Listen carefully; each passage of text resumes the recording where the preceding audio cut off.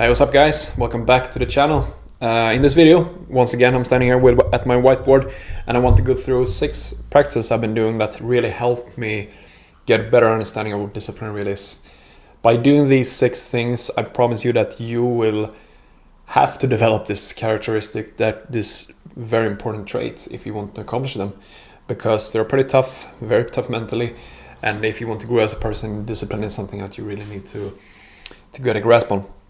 Before we start, just wanted to talk a little bit about why I think discipline is very important, what it really does, and why most people lack it. I used to lack it for most of my 20s. I think it was like late in actually in my 30s that I started to be more aware of what it really is. And I would say it's kind of a form of a self-love to ourselves, because if we're saying something to ourselves that this is very meaningful, this is something that I want to accomplish, this is the person I'm striving to become, discipline is required there, because it requires us to keep doing certain things, even the days we don't feel like doing it. Let's say you want to build a good physique, you want to be in a competition, you have to maintain a proper diet with restricted calories. And if you want to be in that kind of shape in that competition, the discipline there is to keep eating that certain way till that competition. And there's gonna be days that you don't feel like doing it. That's an example. It can be whatever it is, but discipline is some form of self-love, and it's the trust you're committing to yourself that you want to accomplish something. That's what I wanted to have said before we started the video about what discipline really is. So I'm gonna start with the first one. The first one is sim retention, or NoFap. I've been doing this for about 3 years now. I started doing NoFap when I was a little earlier, before sim retention. Even though I put up some videos recently about sim retention that I kind of changed my viewpoint about it. I'm still gonna say this, that I highly recommend everyone to try it out, because I believe that in our lives we should definitely have a period of sexual activity. And I'm talking about intercourse, talking about masturbation, all these kind of activities. I think we should have a period off, because most people have such a hard time just being alone with themselves, because they have a hard time controlling this desire.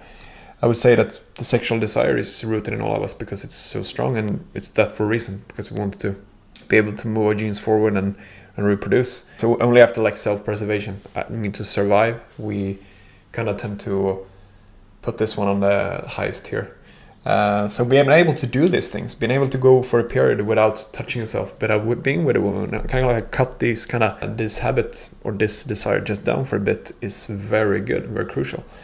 Not just because for our own well-being, for our own development, but I would say for the society in general. Because if we look around in today's society, we're living in a very over-sexualized society.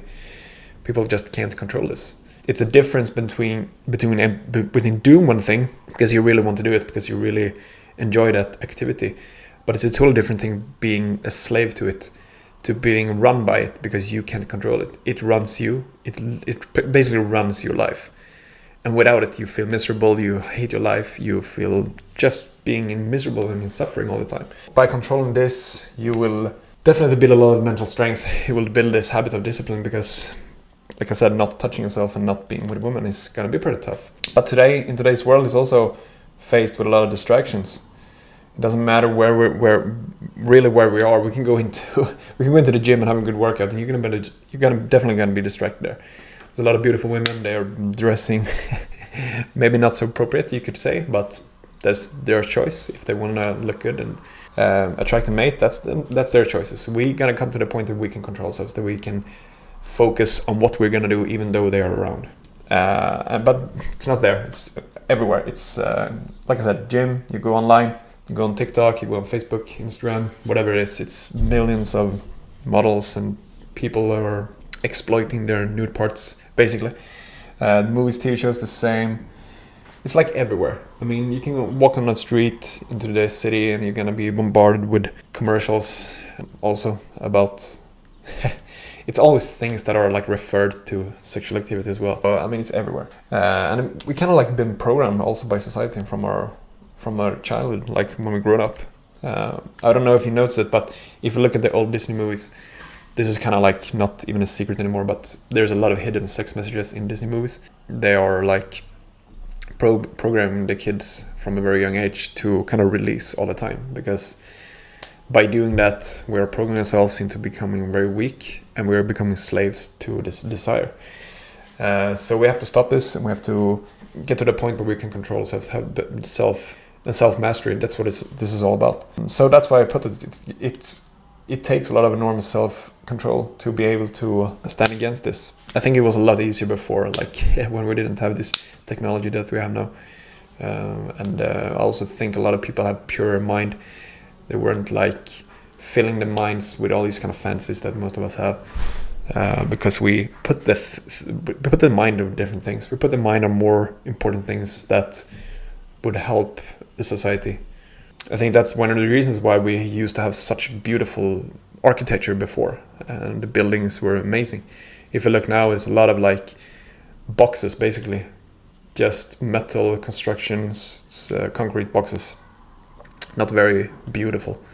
So I think it has to do with a lot of how the majority of the people in the society, what they're focusing on. They're not focusing on what they did before. Number 2 on this list is fasting.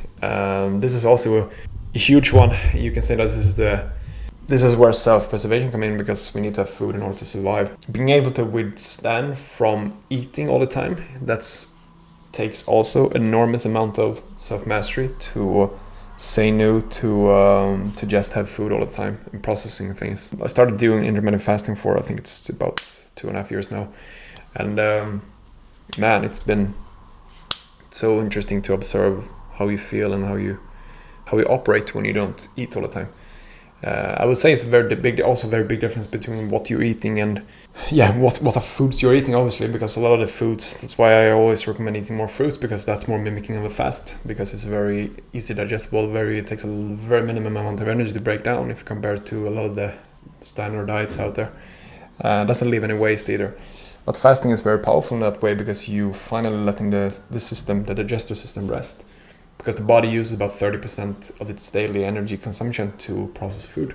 And when you cut that out, your body will have more energy over. That's where you get more focus, you get more like alert, and you feel better. And if you look at it like in a survival mechanism, it makes a lot of sense, because when you don't have food, the body is kind of like in a state where it needs to find it.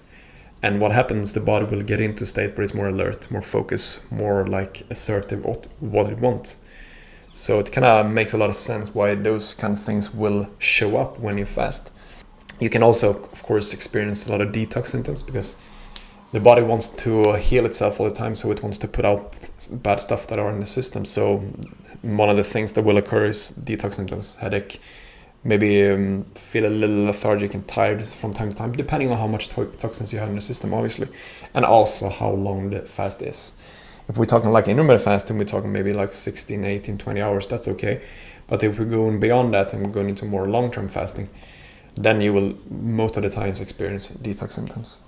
But what I like about staying away from food as well is because it's also very much of a escape of our emotions. That's why a lot of people, they tend to go to eating all the time, because one of the things we really like to do when we are bored also is that we want to eat, because we don't want to feel this emotion that we are bored, that we are like, always need to seek something of outside ourselves, externally. And food is a very typical thing. Also, like I said, it kind of depends on what kind of food you're eating. If you're eating high stimulated food that are processed, cookies and candies and all the donuts and all this stuff, of course that's not optimal. That's a very high amount of dopamine that would be released, because it's very rewarding, but it's not good, and you will experience the crash afterwards. Also on food, it's very distracted. We were very distracted with it everywhere. I mean, this one is even more than so than sex, I would say, because I don't know if you noticed it, but especially here where I live, if I go into, like, let's say a hardware store and you want to buy materials and stuff like that, you even in there you're gonna find a lot of like candies and chocolate bars and all these kind of like sodas and stuff. It's everywhere, so it doesn't matter really where you are. And even in the gym, you're gonna be bombarded with all these protein bars and stuff that are not very good at all. A lot of sugars and stuff. So I mean, this one is huge. We're distracted everywhere. Being able to and this is also so interesting, because it kind of comes down to like where we are like living. If you're living in a big city, you're gonna be most of the time bombarded with bad stuff that's just gonna flew over you. But let's say you're living more close to the nature. That's where your senses can live more freely, and you can really you're living more with the nature. It's gonna be much more easier to do a good fast because you are not, like I said, your senses are not stimulated all the time. You're more like relaxed. Your dopamine levels be set to normal levels, so it goes very well together as well, like kind of where we live. Like I said, you need a lot of a high willpower in order to do a good fast as well, because and you're also going against the norm because most people are not going to do this. If there's one thing I noticed when people get very uncomfortable and very provoked is when you don't eat the times where they eat. Let's say you're just drinking water, or maybe you're having a drink instead, or just a coffee, I don't know. And they eat, and you say that I'm fasting, I'm not going to eat now. They get so provoked about that. I noticed. It's kind of funny, but that's the same with everything. Like if we're doing something that most people don't want to do, we're always going to be faced with this kind of thing that, oh, you think you're so special. Oh, why are you going to be this? Why can't you just be like us? It's so common. But I think it's really fun. I really like it. Just take it for what it is. Number 3 on my list is cold exposures. This one is really interesting as well, I think. Kind of goes very well together with these two things as well because they're kind of uncomfortable. But I would say that this one is maybe the most uncomfortable for a very short amount of time. Because if there's something that you never get comfortable with doing, is to have cold on the skin. I think it's one of those things that it's almost like it takes the most amount of discipline in order to do on a regular basis. It's very trendy to do these ice baths now, I've seen, and I think a lot of people, they tend to take it to the extreme levels because they kind of build this ego, they build this persona around me doing ice baths every day. And it gets to a point where they kind of they're building a fan base, follow base, because they're going to do it every day. So they kind of have this, I think, conflict with themselves that they can't stop doing it. I don't suggest you do it all the time. I don't think it's necessary. I think it's kind of not good also because you're putting a lot of stress on the nervous system, because shocking the system with extremely cold temperatures, it's not very good. I've been doing cold showers now for 3 years. Some cold baths, ice baths from time to time. But usually when I do my showers, the water temperature is maybe around let's say 8 to 12 degrees. Usually that's where I take my baths as well. Sometimes colder, obviously. I think it's what I've heard is under 15, that's pretty good. You will have a lot of good health benefits from it. And I think for my reason is because I feel like it's a very good thing for the mental part, and it's very refreshing. You feel very good about yourself. It's very nice to start the morning, let's say, or doing it once during the day after you have worked on the days. I really like to have a cold shower after I've been working, because kind of almost like the day starts again. So you almost have 2 days in one, because after you having a good cold shower, you're gonna feel there's something about it that's very nice. So it's kind of it is really mental. It's a mental battle every time you force yourself to get in the cold, because it's something that you never get used to. It doesn't really matter. I mean, every time you do it, it's still tough. And I think that's what I put, the first minute is always the hardest. Because I think that's when you can get past 1 minute, it's always going to be a lot easier. But the first one is so tough. But when you just get through it, it feels very good, and you feel very good about yourself. And there's a lot of endorphins, a lot of it's a very good amount of dopamine that's released also. And what I really like about cold exposure is that the dopamines are very long lasting. It's several hours after you've done it that you will have this good chemical cocktail flowing in the brain. Like I said, you never get comfortable. Doing it in the mornings are always going to be the toughest. It doesn't matter. When I started doing cold showers, I did it. I think it was 5:30 in the morning every time. Also in the winter, and in the winter here in Sweden, the water is really cold even when you're doing a shower. So that was really tough. Just getting out in the warm, cozy bed, getting into the shower, completely black outside, maybe snow, maybe 10 minus. It does something with you. And I would also say that these two combined with doing simulation, this one will help you do it a lot easier, because being able to control your appetite, your diet, And being able to get into the cold, doing these two things will have a huge amount of, it will transfer a really good mindset in order to being able to keep going with this one. Because we kind of keep down and lower the amount of urges that you will have. It will also, the cold will also help you control the breathing. So you will be able to have better breathing. You start breathing more from the stomach into the nose and then out from the mouth. So there's a lot of good things, and it kind of makes sense as well. If you're not eating anything, you're not gonna be so much more prone to having sexual thoughts, because you rather have food. That's kind of like the first priority, because you want to survive, obviously. So it goes very well together, all these things. So I think that you can start in any order, but start doing one of the things. For me, it was simmer tension, and after I'd done that, I got into fasting, and then I got into cold exposure kind of right away, actually, because that was a lot of the people that told me that do this, combining these two things will help out. So I think that's a very good way to go about it. Yes, so number 4 on my list is going to the gym or having a good workout session. Why I choose to take the gym is because that's what I've been doing for some years now. I started out working out in the gym when I was about 14, did it for like 4 years. Took a break for about 8 for some reason, I don't know why. Lost kind of like direction in my life and overall. But starting doing more serious. But after I got into to diet, changing diet a lot, I kind of I haven't been very motivated to go to the gym for the past few years, to be honest, but I'm still doing it, and now it's become really, really fun again. But why I really like to put gym here because of discipline is because if there's something we can really understand when people have built a good physique or they've built a lot of muscles, is because we know that for certain that they have been very consistent. Because if there's something that doesn't come with just having a session here and there, it's a good physique. So it always means when people have built good bodies that they have always been doing the work. You can always tell it. Then if they've been using some illegal substances and cheated a little bit, they're still put in the work, so it doesn't really matter. The muscles that just doesn't come from you taking drugs or anything like that. For myself, I've been doing full body workouts for many years. I think I always want to look at it like what brings me the most bang for the bucket, like what brings me the most valuable results, what brings me most results for the time I'm putting in there. So for me, I've been doing 3 workouts a week, or 3 to 4 depending on one. Usually I split up one of my sessions because it's pretty long.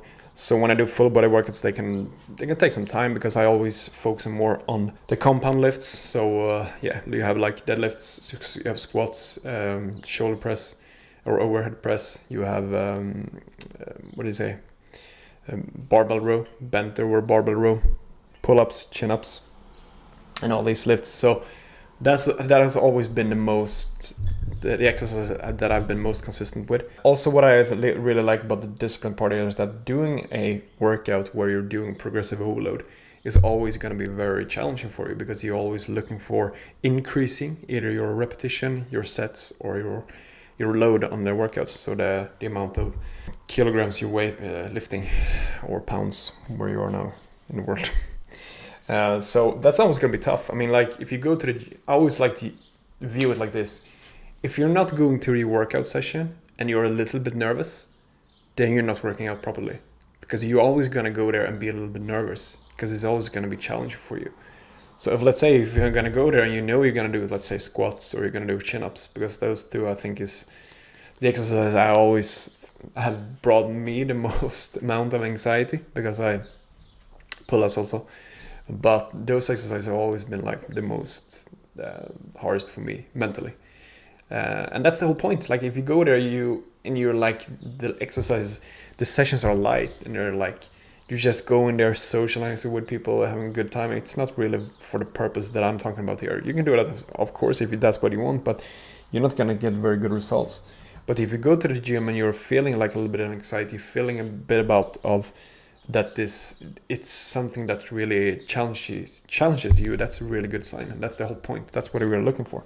because that's where the discipline come in. Because if you go to the gym and it's gonna be filled up with that you are kind of like, I don't want to do this, that's where the discipline comes in, because you're doing something that the ego doesn't want, because the ego loves to be in comfort, because that's what it's most familiar with. But if you want to build something, you want to have something in life, you have to make yourself do it, you have to go and get it. That's where discipline comes in. So always the results comes from consistency. Compound lifts are, like I said, the most bang for the buck. That's what I think. And progressive overload, doing that and chasing the new PRs, new personal best, that's always going to be very fulfilling as well. Number 5 is reading or studying. I'm reading mostly books, but you can read other things as well, or studying, whatever it is. But for me, the difference between reading and kind of like studying is that there's a lot of people, they kind of like read like entertainment books or stuff like this. Some people like to read self-improvement books without taking notes or without implying it. For me, that's kind of a waste of time, because if we don't apply the things that we're reading, what are we really doing? Just wasting time. So if you're gonna read, study, and take notes, make markers so that you remember the things, maybe put up on a different kind of paper, or maybe you're writing in your book what you have read, so that you can remember it, so that you can go into the book in the future and really look up the information much easier than to just kind of like sitting on viewing all pages, because you remember the line you were looking for is somewhere here. So always use the pencil with a mark. I always like to use a pencil that is kind of like a color. So I make markers about what I read. Then if it's something I want to really make more known, I always use a kind of like another pencil that I make like more signs with it. Or you can also make like, you can make notes if there's something, I don't know if you see it here, you can make notes if there's something you want to remember more. But that's how I like to go. Find your way, what it works. But this one really builds discipline as well, because doing this on a daily basis, let's say you put 30 or 45 minutes every day. Maybe you have a goal, you want to read, 12 books a year or something like that. That should be a pretty good number. Even though I'm not very fond of like putting a number in that case, because I think it's better to analyze the book and really studying it, like I said. Because sometimes we can like just rushing through books because we want to chase our target. But the whole point should be to learn the book and apply it into life. And so I noticed that I don't really care about just reading every day now and want to memorize what I've learned, what I read. So because that's the most important thing.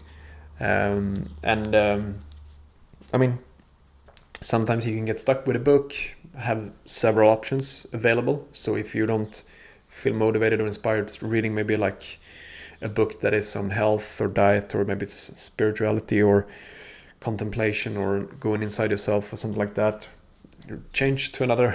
So you keep doing, so you keep having this muscle working, because once you've done it, you kind of get so used to it, and the habits formed in you, it's going to be a lot easier to always read.